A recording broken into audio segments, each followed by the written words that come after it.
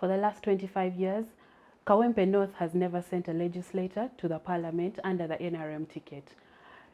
This week, on Women Speaking, we'll be discussing the Kawempe North by-election and its implications on the 2026 elections next year in February. My name is Caroline Ayot. I'm your host for today. And with me, I have an illustrious panel, and I am going to introduce them, starting from my far left, coming in. On my far left from the NUP is Honorable Sheilah Amaniyo. Thank you for joining us. Thank you for inviting me. I'm happy to be part of this discussion. Seated next to her is Ms. Nantongo Bashira. She's a lecturer at IUIU and also the founder of Talk to Bashira. So welcome to the show. Thank you for having me. Thank you. And also we have Ms. Naima Isa. She's a feminist lawyer. We're happy to have you back on the show. I'm honored to be here. Did you vote?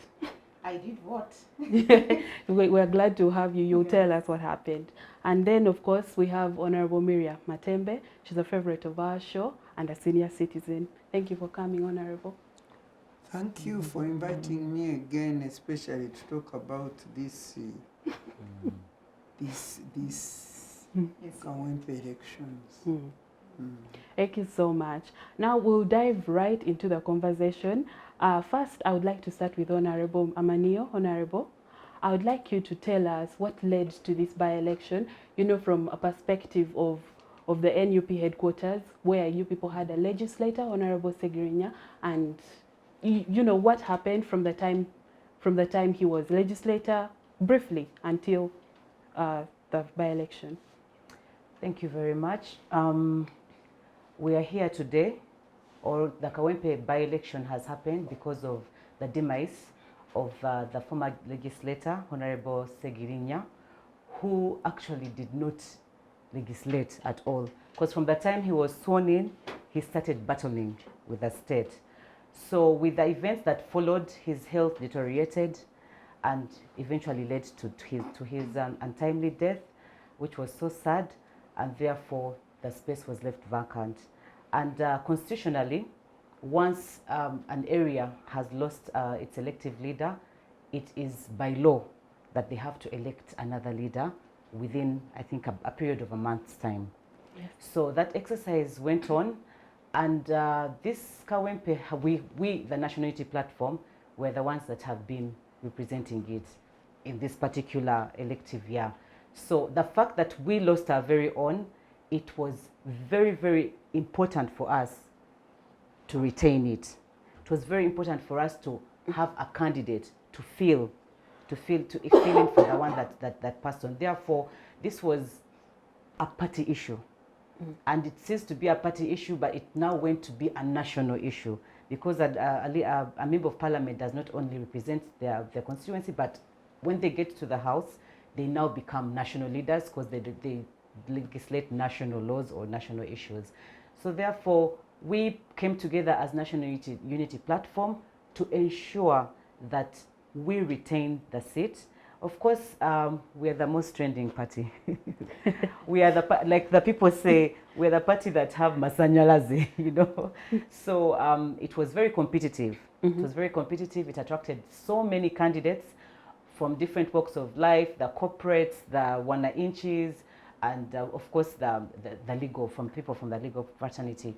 So we had so many candidates. We had to go through a thorough process of screening, vetting, to make sure we come out with the right candidate. And of course, throughout this whole process, we were on the spot. NUP was on the spot.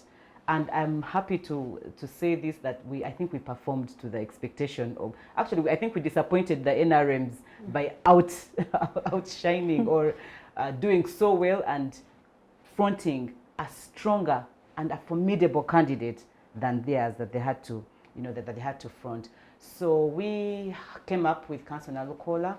Of course, you all witnessed the process that happened. There had to be a debate. They did a lot of consultations back on the ground, because in National Unity Platform, we believe in the power of the people. So candidates don't have to come out of the blue, or just because you have money or because you have connection. Actually, that is not there in National Unity Platform. There has to be a connection with you, the candidate, and the people, because we want pro-people leaders, people who are going to actually go and and get solutions for problems that people are facing. Therefore, council emerged the best candidate, and indeed he's the best. He's a lawyer, he's a person of peace, he had experience, and the people of Kawempe overwhelmingly embraced him. So we had no doubt, by the way, that we were going to lose the election. Despite what happened, right from the time the nominations happened, of course, the government was really scared and threatened. And I don't know who gave them the confidence to think that they would actually take on this spot. So their plan, and this happened from the time the president's birthday happened, when they claimed to say that we put up a parade, and that parade was meant to be a rebel group. Some things that they cook up to discredit us as a party, to make us look like we are the most undesirable party. We cannot, be at the same level as NRM. But our people know. People know what is going on. Unlike in the past where there was no information, in this era, it's an information era, and there's so much information going on. As the National Unity Platform, we are encouraged to actually use all different media spaces. That's why you see even the last person who you call a foot soldier knows the use of a phone, knows the use of media, knows the use of X. You find them on X, you find them on all these platforms. That's what they have empowered us to do. That's the weapon that we have to fight for our space, because we're not fighting, we're fighting to get back the state power. Okay. We're fighting to get state power. So unfortunately, whatever happened, they intimidated the voters. They actually beat up and ruffled up our candidate, in a very disrespectful way. Imagine, as a candidate, you have certain rights that, there's a way in which they have to be treated. Because now you're representing people. There has to be something that you are immune to, But these people are not scared of anybody, even a candidate. They could treat the candidate the way he was. They tried to make him fail to even go and get nominated. They played tricks, but we came out victorious. So we beat them on the day of the nominations. You also what happened? They tried to interject and interrupt him from going to vote. I think they actually arrested the person who had his documents, but we managed to get nominated. After nomination, the beating started. Actually, this was a battleground. This Kawempe North by-election that has just been concluded was a battleground. So many people were beaten. And for me, it made me sad that even women were beaten. There's so many testimonies. People, today we had a press conference, and the people who were tortured came to give their stories. And it makes me sad that some Ugandans think that this is a joke. People are actually being brutalized. The state is actually trying to make sure people don't have a voice. But unfortunately for them, everything is out there. They have been exposed, and now people know. Yesterday, I was in the constituency. I'm aspiring to represent the people of Mukono. And when Mukono at a barrio, and everyone was saying, NUP, keep fighting, don't get intimidated. But others will tell you, but also be careful. We are seeing how they are beating you. People are sympathizing with us. Whereas they are thinking they are suppressing us, because I'm told that is a strategy for them to suppress us and make sure, we no longer have supporters and people are intimidated from voting. But you saw that what turned out in the vote. The vote could tell itself. Out of the 100, I think that the population that's supposed to be voting, supposed to be 192,000 voters, but it was way less. Way less. So while they were thinking they were intimidating NUP supporters to go and vote, they actually scared all the other people. Okay. I would like to ask, do you believe that Honorable Segirinya's legacy contributed a lot to the overwhelming votes that you got? Because here I see you got more than 17,000 votes. Yeah. Yes. Do you believe that his legacy somehow worked in your favor? Of course, his legacy, yes, worked in our favor because he was one of us. He was a National Unity Platform legislator.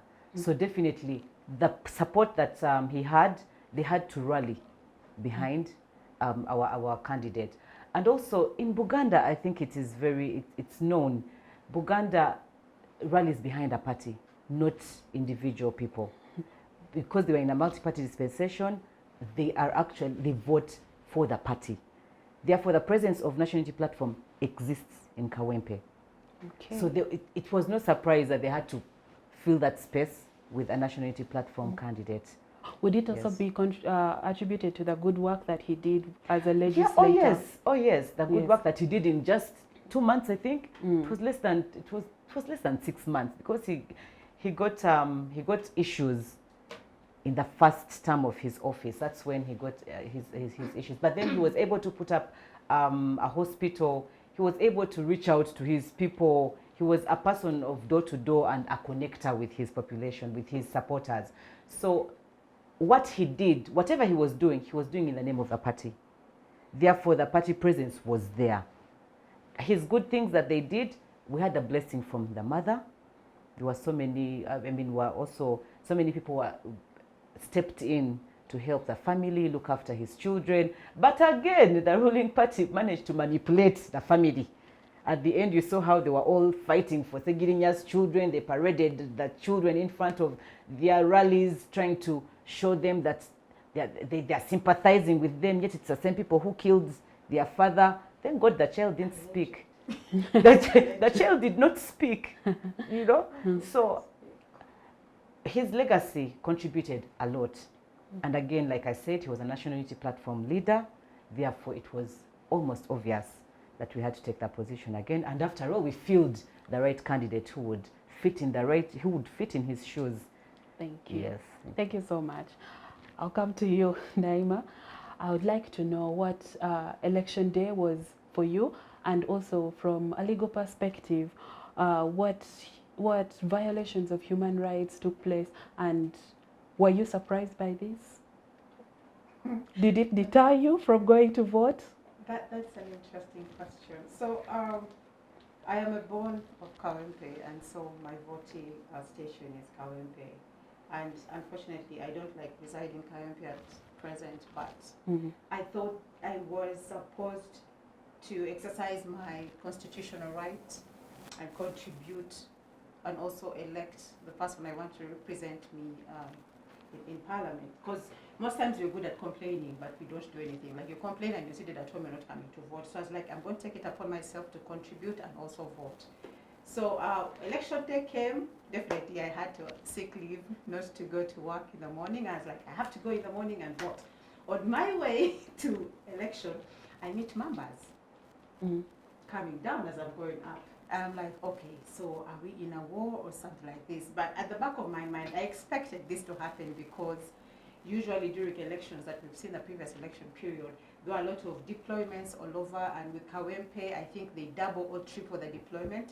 So with Kawempe, and the fact that not the whole country was undergoing elections, it was a specific constituent, I expected it to be 10 times heavily deployed than any other place. So I was not intimidated by that because that's the norm in Uganda right now. If elections are there, we're expecting to see deployment, we're expecting security. That did not, however, deter me from going to elect.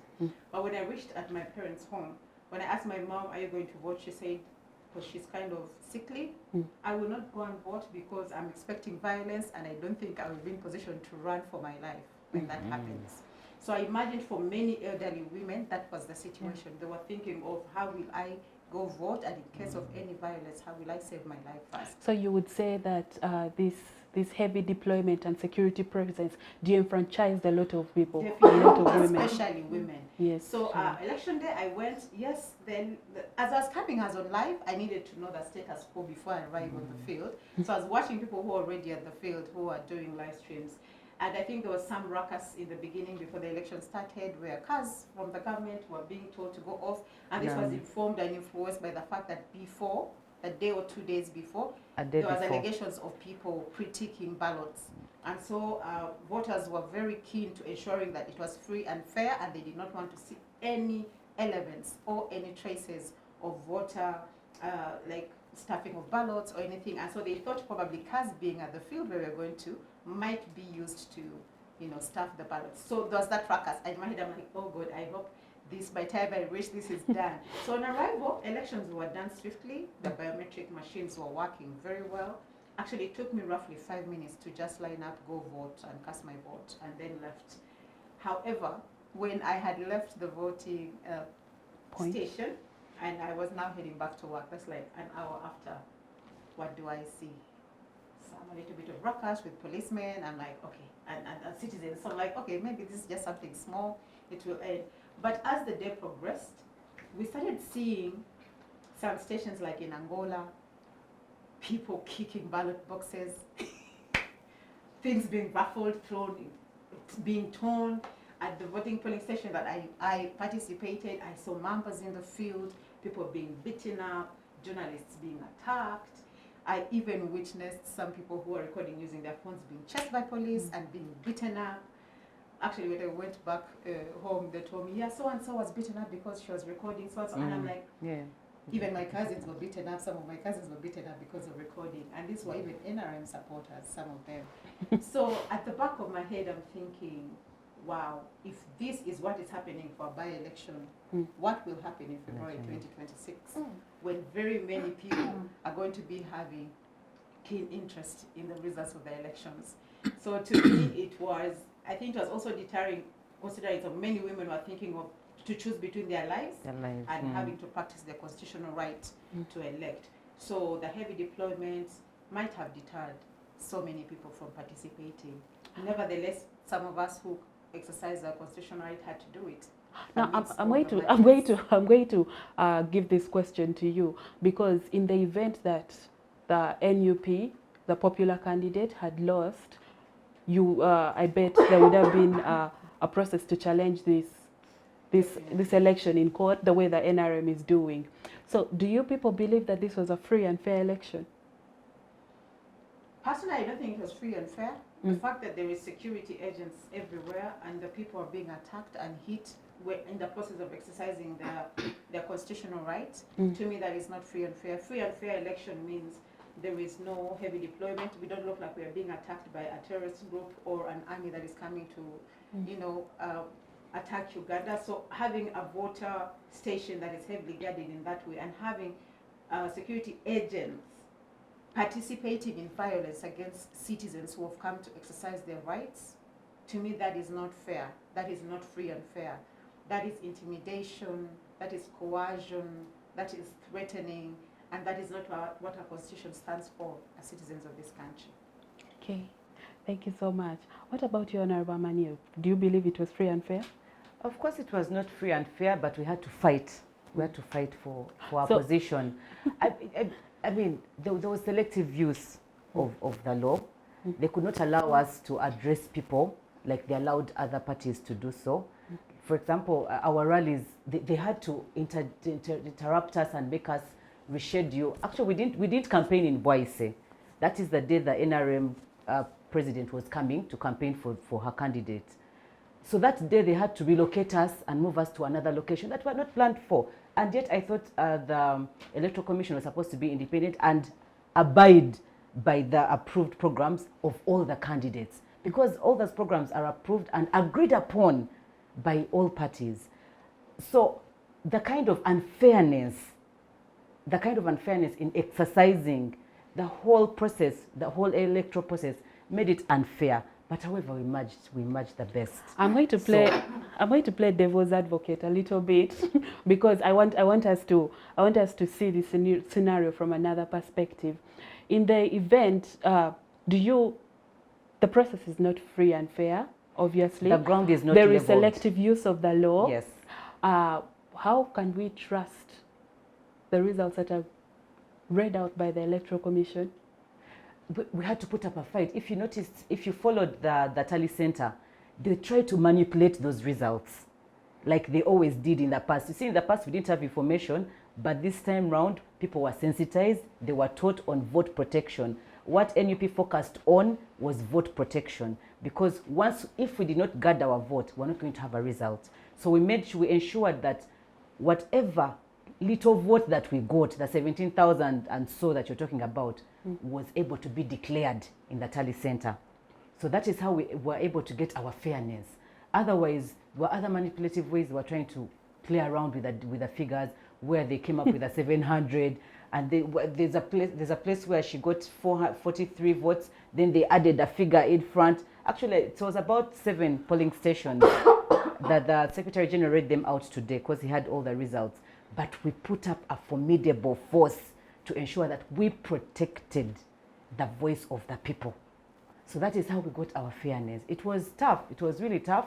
And we did our best. We shall not reveal all the secrets that we were, the process that went through. But that is how we got our fairness. But they still wanted to steal it from the tally center. You saw what happened. So we had to have our evidence right there to counter the fake results that they were trying to read and feed the nation with. So we were very alert and very vigilant to ensure that our vote is protected amidst all the intimidation, the military, and what? There was a lot that happened, A well-deserved win. A Congratulations. well-deserved win. Congratulations, Honorable Elias Nalukola, and congratulations, National Unity Platform. Congratulations, Chagulani. Oh, okay, thank you so much. And the people of Kawempe North. Thank you for standing by your choice. Honorable Miria, I'm going to bring you to the conversation now. After hearing everything that, our precurrent speakers have talked about that happened in Kawempe during the by-election, the intimidation, the assaulting of journalists, and the blackout of the media in that area in specific, I would like you to help me understand something, because right now the government, including the president, put out a statement saying that there was us to court. that they are taking the National Unity Platform to court. Some of them are alleging that the people of Kawempe, specifically the NUP voters and supporters, were the ones who assaulted people. They assaulted journalists. They assaulted security forces. I believe the Minister for Youth Affairs, Honorable Balam, went to a journalist's sick bed and took a picture where he was shaking, where he looked like he was shaking his head, and said that people are intimidating NRM supporters. With all these narratives going out there, and the conversations that are making it look like there is no evidence of what happened, because some of these things were put on live. How can citizens advocate for transparency and accountability in the electoral process? Thank you very much. First of all, for me, I was not surprised. I did not expect anything better. I didn't. Because when have elections been free of violence? I mean, if maybe you have forgotten, if you remember 2000 and when? The last elections. 2021. 2021. Who doesn't know? Who did not see all these Karangara children? I don't know whether they have ever been found. So many, we understand, disappeared. We never seen them. Some of them, we never see their bodies. I mean, you are talking of respecting a candidate. You remember the candidates, even the one of FDC who went without shoes. You remember who were how they were tortured. So for me, I didn't, and especially that things are getting worse and worse with the new army commander. I didn't expect anything. I mean, I was not surprised at all. So I talk from a point of view of not being surprised at all. Because even just before even the elections, you remember what happened on the nominations. Yes. When I came, actually, I went on NBS and I said, please, this is a precursor to 2006. Brace yourself of what you're expecting. Now, having said that, I want to say that me, I'm not looking at elections in Kawempe as just Kawempe or what. I just want to say that it is so unfortunate that we can have a leadership of government which doesn't know that elections are a process through which citizens choose their leaders. elections are not war. They are not war. Me, I cannot understand. I don't know, whatever leadership is in NRM, at times I control my language not to rubbish them. But when I mean as a senior citizen who has sense, who has knowledge, who understands, who knows what a government is, why people elect, what we call democratic governance, what we call multi-party political dispensation, as a person who knows all this. When I see that when elections come, then it is at war. It is that Ugandans are now at war. The Ugandans of government are at war with all other Ugandans. Because you see, let me tell you, you are talking like that. But don't think that the NRM voters also are happy. Did they go to vote? I mean, weren't they fearing these guns? Yeah. I mean, when you come with choppers around, hovering around, and then these anti-terrorist people or these guns, do you think Ugandans who are not opposition, weren't they also suffering? Now, when you see Ugandans, the government of Uganda, setting itself at war with Ugandans, when it is supposed to do what? Protect Ugandans. When you see the government of Uganda so scared of Ugandans, for me, I don't know how much I will talk, but for sure, I don't know, but my God lives. My God lives, and that's why I'm so happy as I talk on this thing. My God worked. Because you cannot have elections as if we were in Sudan. You know what is happening in Sudan? Fighting in Sudan, fighting in Congo, fighting now. What was the difference if you are taking videos and films about Uganda at one small Kawempe elections constituency? Would you see any difference as what is happening even in Israel?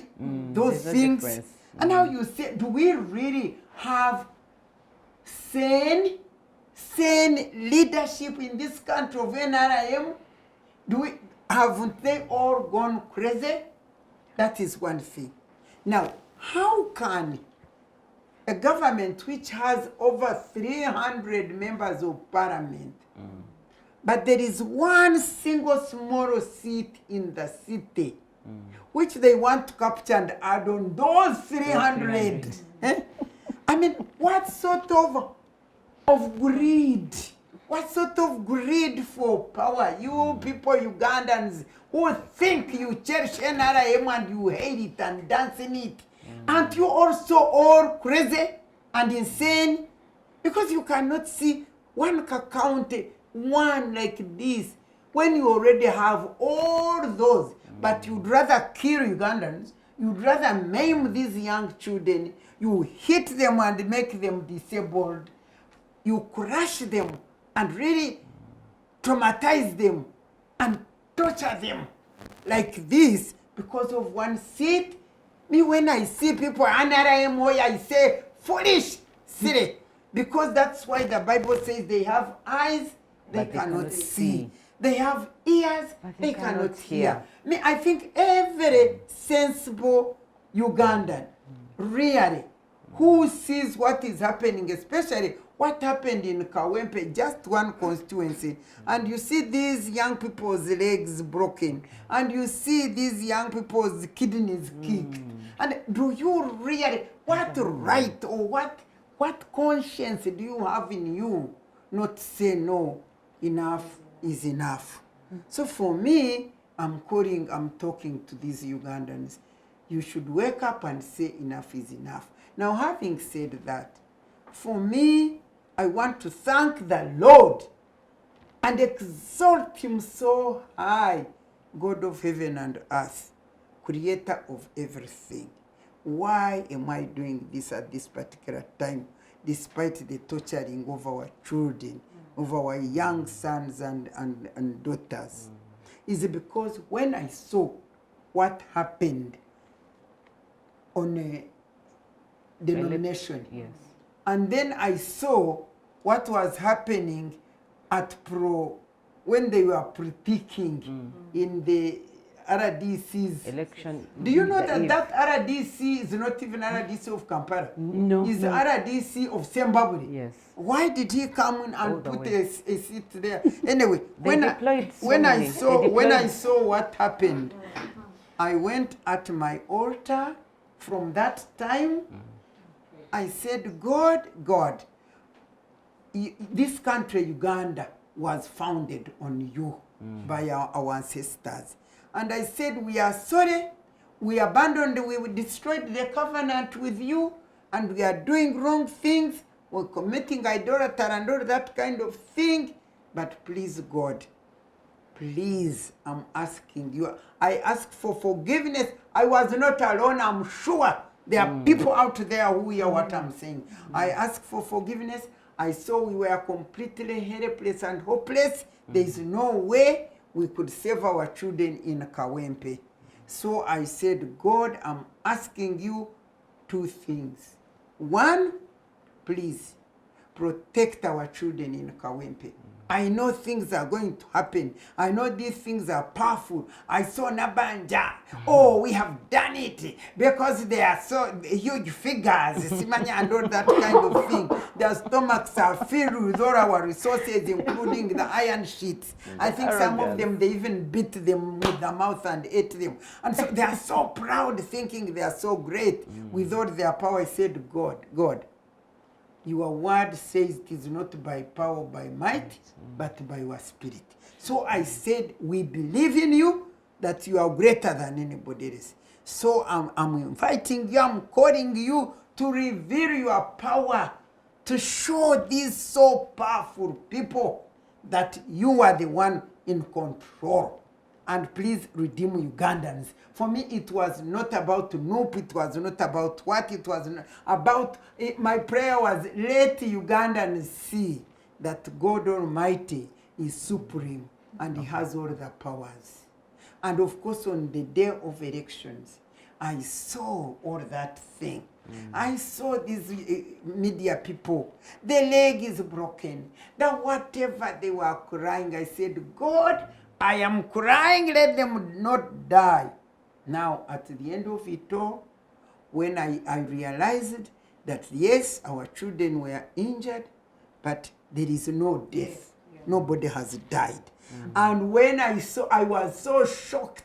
It was, God did the impossible. You people, God did the impossible. In the natural, there is no way opposition could have won votes with all this. All the mercenary that was deployed. So I said, God, your word in Psalms 25, I think 1 to 3 says, you can never put to shame we who trust in you. And what I meant was, I have always declared God is there, God is there. I said, redeem me so that the government loses, so that I'm not put to shame. But the same verse says, he put to shame those who are treacherous without cause. And you people, God did that. God did that for me and all of us who were praying, And by the way, in the morning, God gave me a scripture. You people, you don't know it. I think it is a scripture in Kings where this man, this one, the Arameans were going to attack the children of it. It consists, talks of Elisha. When the servant of Elisha saw that the city was surrounded, and Elisha said, no, the ones for us are against these ones surrounding the city. And when the servant looked at the mountains, they were angels with knives and swords surrounding to protect Elisha. And I said, God, thank you so much. You have released the angels to protect the people of Kawempe. And in the morning, you people, the good news came. What were these good news? Especially that God is supreme and he's ready to protect this land. And I'm telling you, by having said that this is the precursor to 2026, now the precursor showed that however much they did, God was with us and we won. And come the same 2026, Let them do what they do. But what I know, God has revealed his power. He has redeemed us, we who say that our God is there. And now, finally, before I keep quiet, I was able to see that how can people be so shameless that they can embarrass and they shame themselves by now sitting and saying that they are the same government which was cheating with all its guns and it failed. It is suing the same government, for what? For rigging the votes. And now I say, and this is how I conclude. You think it is only a lack of shame. I think it is lack of wisdom. I think their eyes are blurred, like the Bible says. Yes, their ears is blurred. They cannot see anything because they are putting themselves to double shame.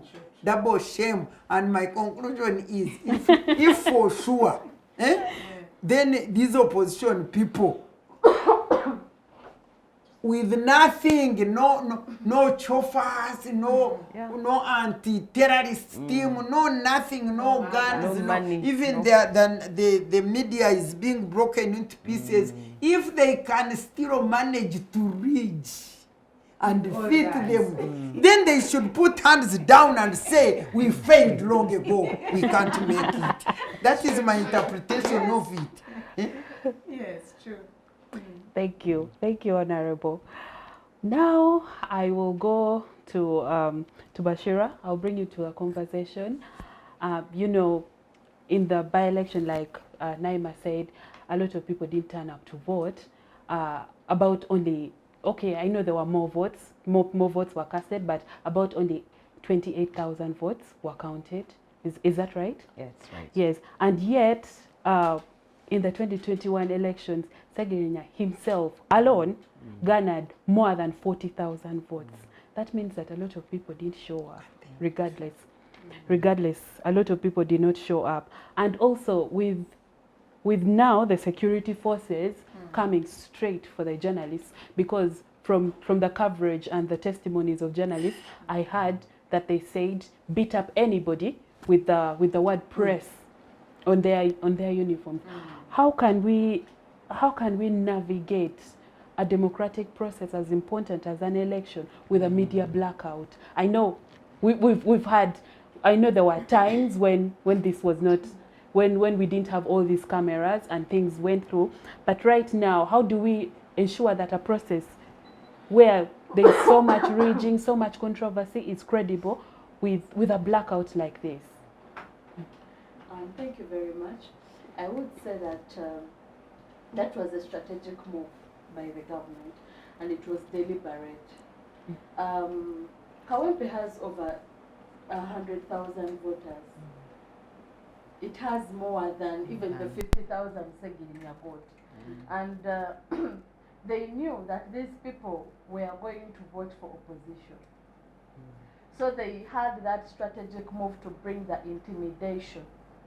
And they knew that the journalists were going to record deliberately what is on, because even when you remember what caused the closure of Facebook, people were doing live streams. Live, they were doing things that we are on ground, and you could see that this is not, it's not fake, but this is the reality. So what they did was that now we are going to beat up the press so that at these polling stations, we can staff the ballots the way we want. And unfortunately, I want to commend NOC, by the way. They did that transparent vetting process, and they came out with a candidate. Of course, majority of people would say that, yeah, they came out with the best candidate. But what vetting process did NRM go through? The NRM candidature. The candidate came, but there were people that could actually go in. I actually said when they announced, I said that this lady, I think her name is Hanifa.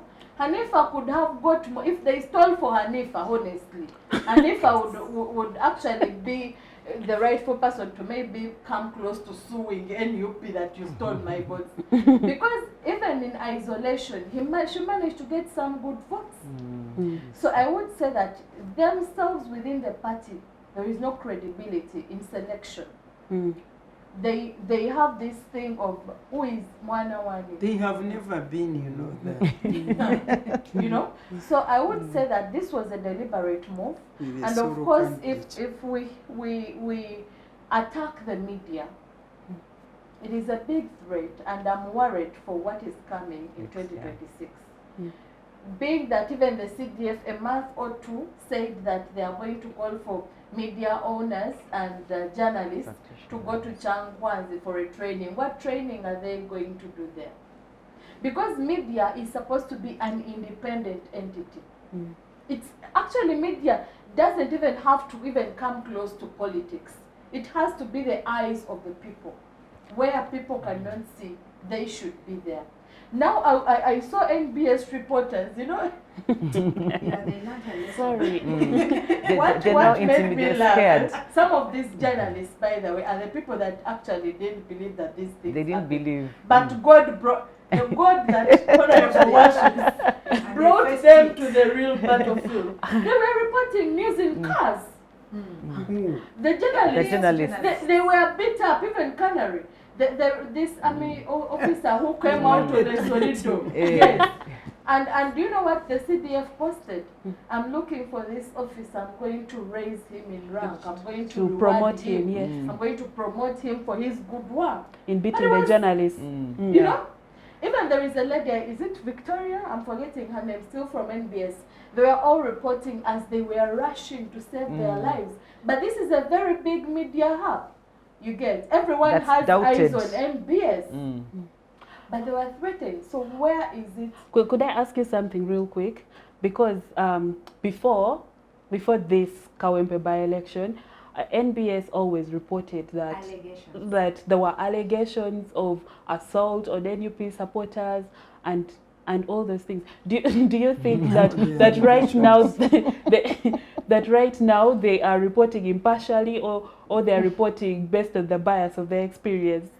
Actually, I would say that when they were reporting, it was NBS midday, the news that comes afternoon. At 1? Yes, at 1.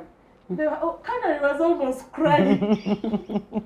So Canary they were actually almost crying because they were disrespected, highly disrespected, because they knew that I am Canary, everyone knows me. And someone comes to the Solido to hit you, you feel like, you know. So it was really terrible for those people. And I would also say that this young boy, the one who takes Francis Isano, the one that Nani does the pictures. Yeah, for NBS.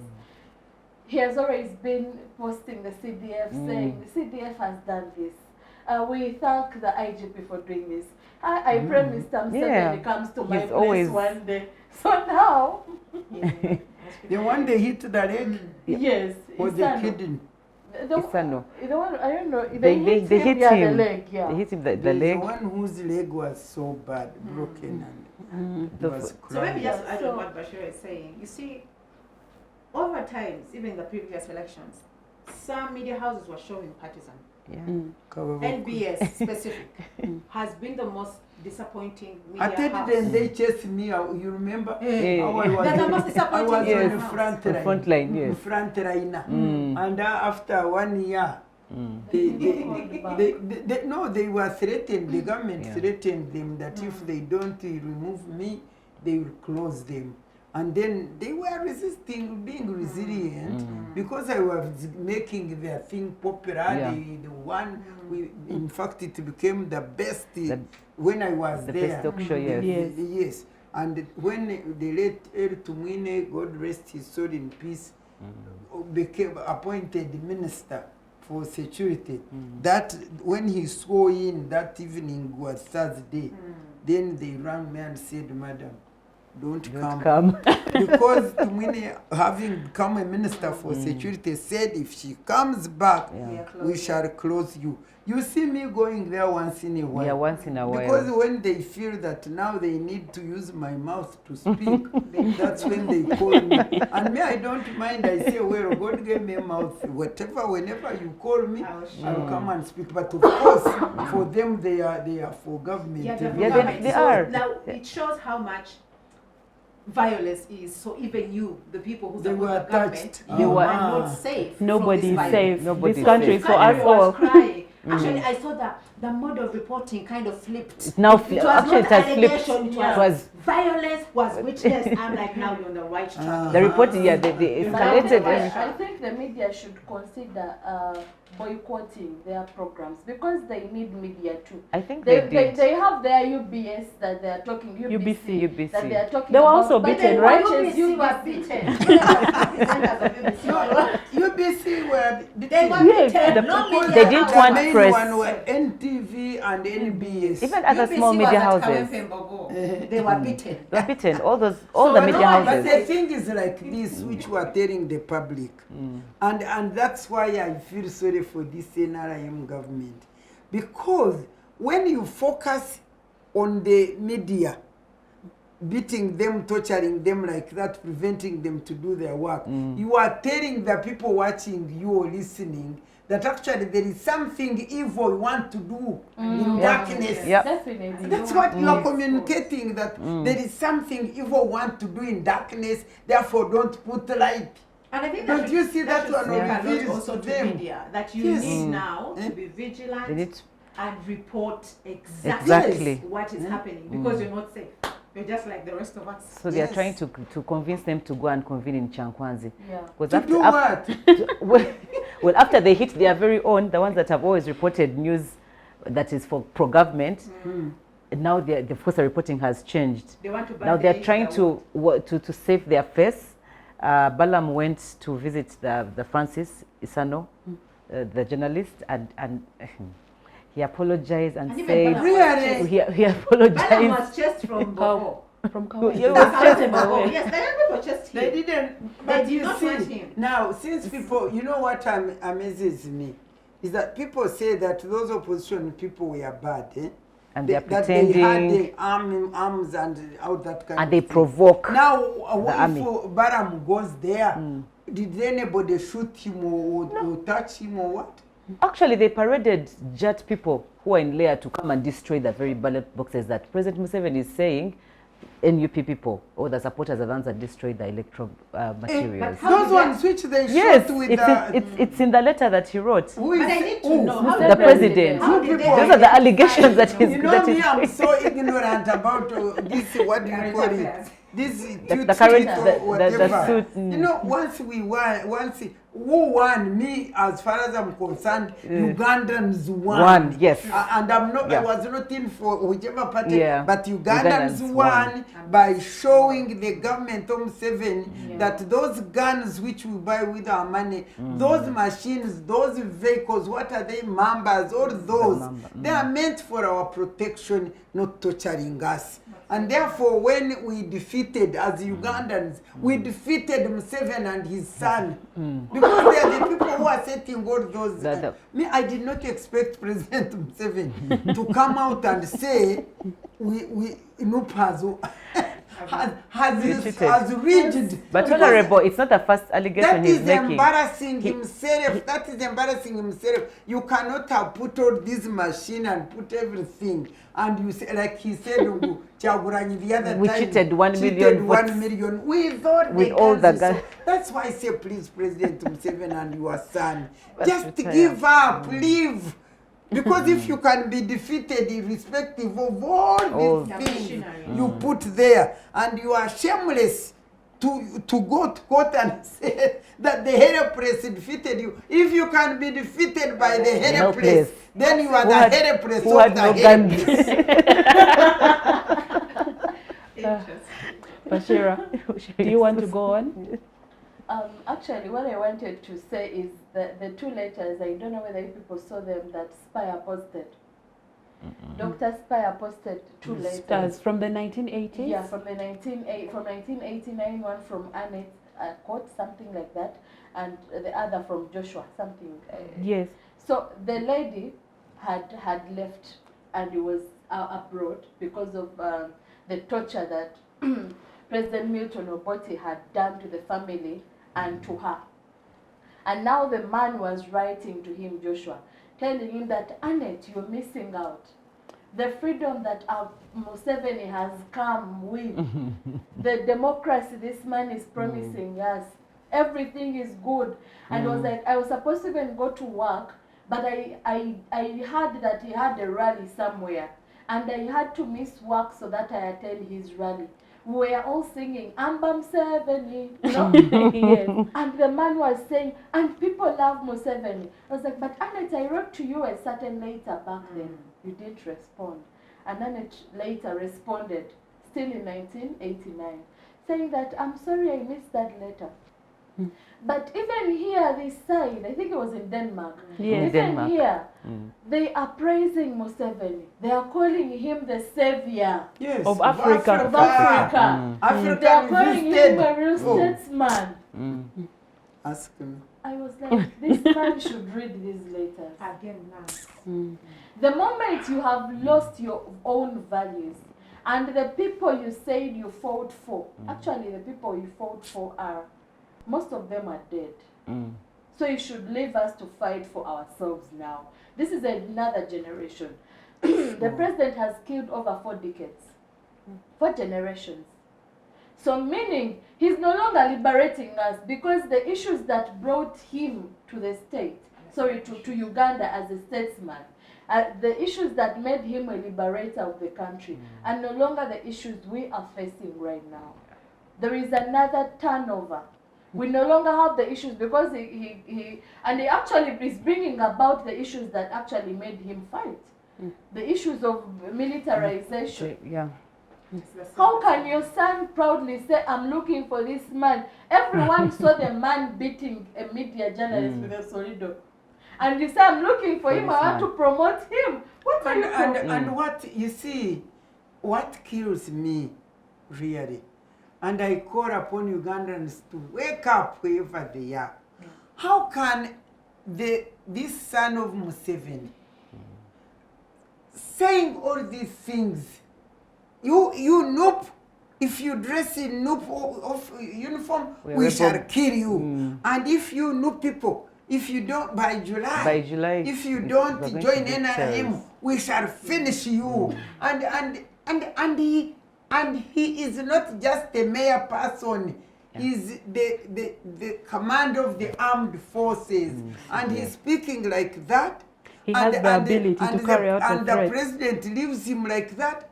And the parliament shuts down. And that's Ugandans, me, I will not shut down. I'll continue shouting, calling upon Ugandans to wake up. You cannot hand Uganda over into just the president and his son and his brother, and a family and people affair. are just killed and they are suffering this way they are suffering. Why are Ugandans, I want to ask, why are Ugandans not be like me here?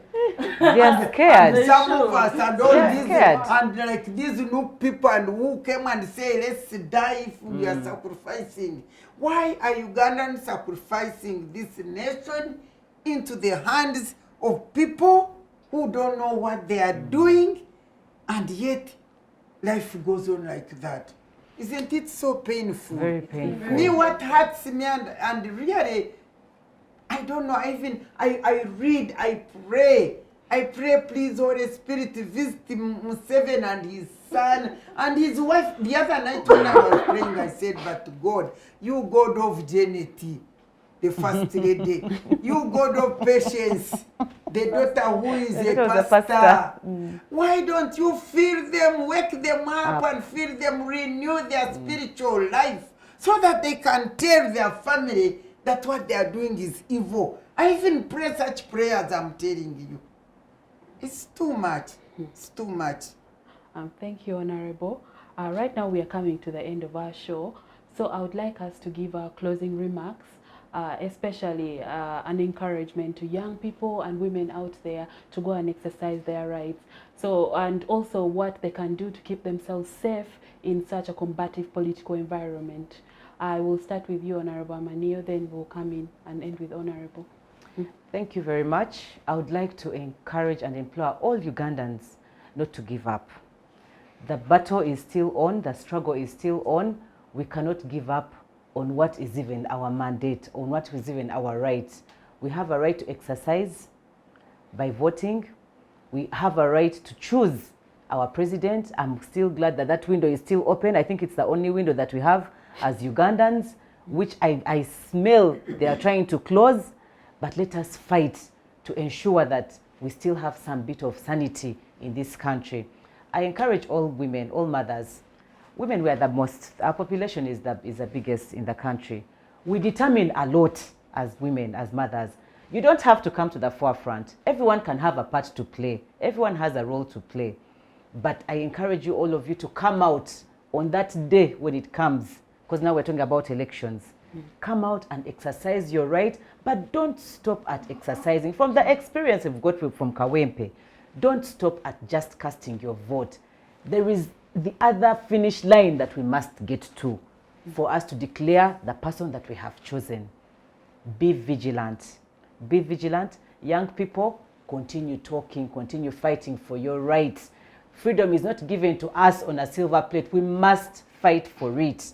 So I call upon all mothers, women, come out in big numbers.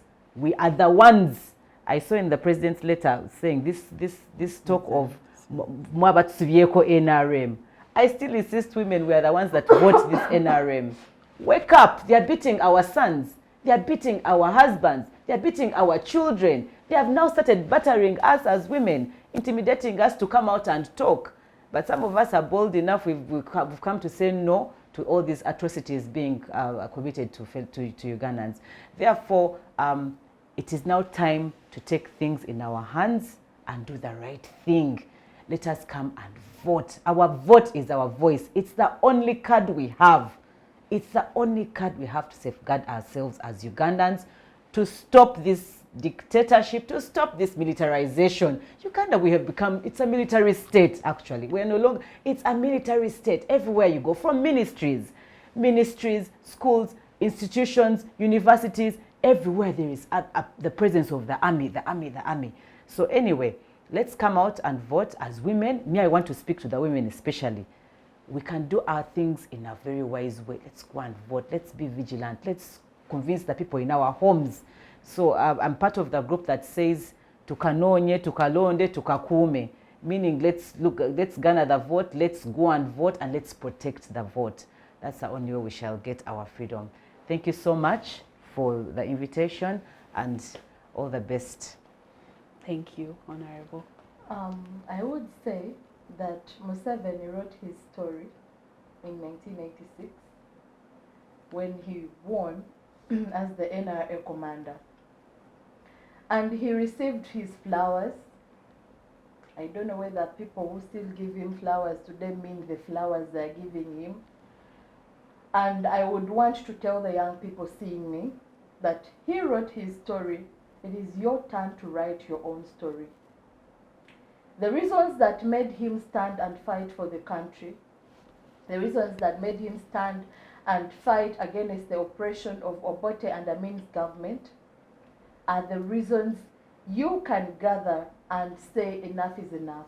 Whenever you stand and feel you are oppressed, whenever you stand and see that your values are no longer respected and are no longer seen and prioritized, then it is better to fight and be on the dining table, because as we head in 2026, we might end up on the menu.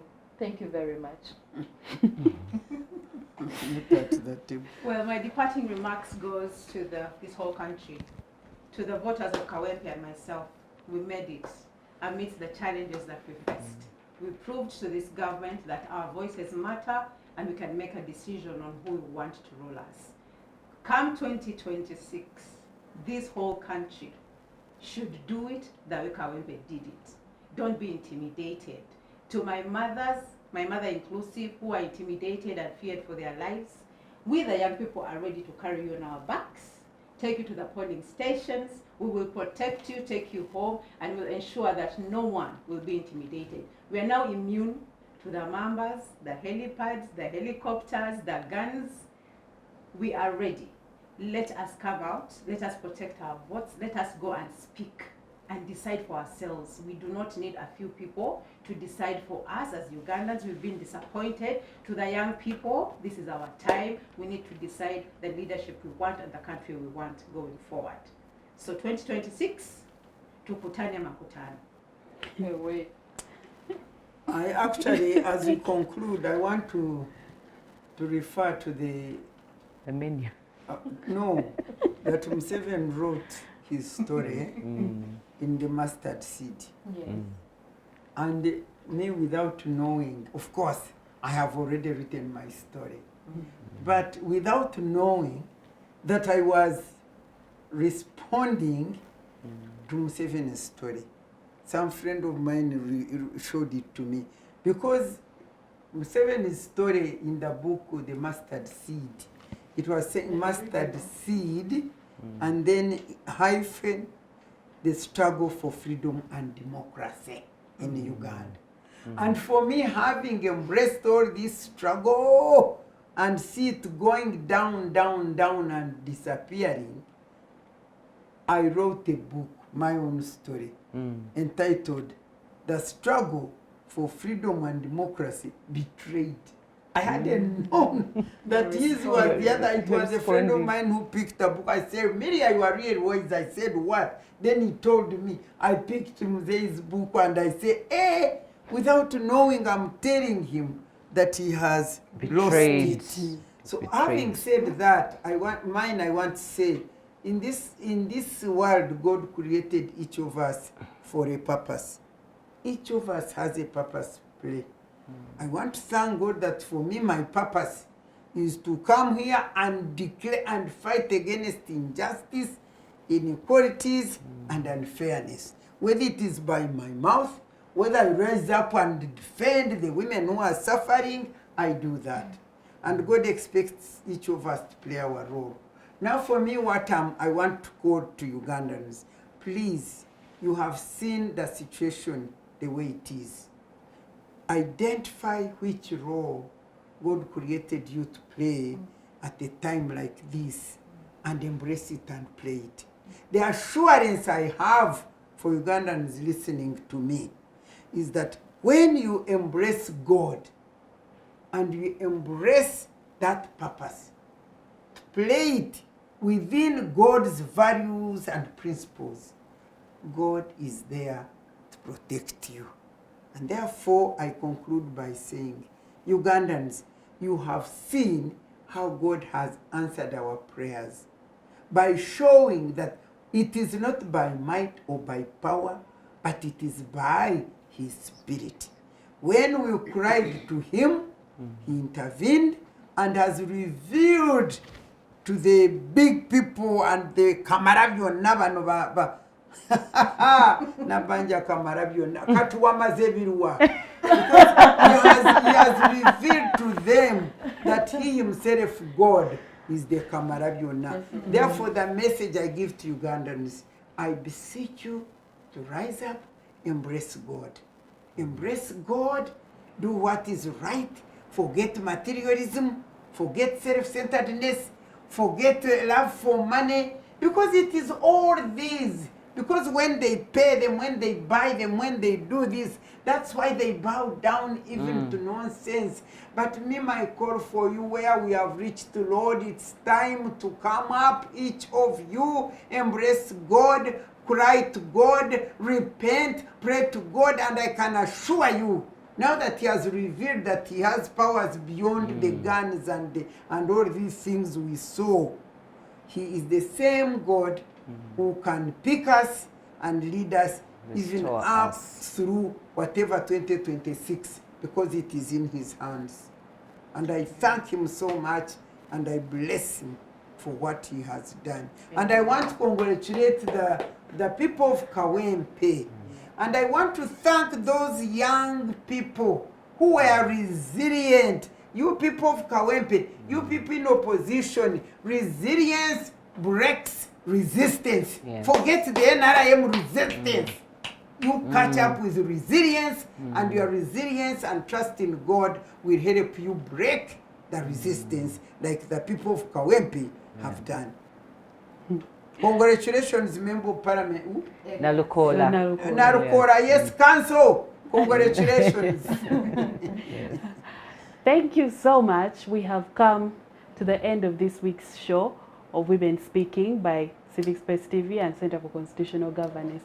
Today, we've had the women's perspective on the Kawempe North by-elections and the projections for 2026. We encourage all of you to show up, vote, do your part, and everything will be fine. Maybe we shall see a new day. Thank you very much.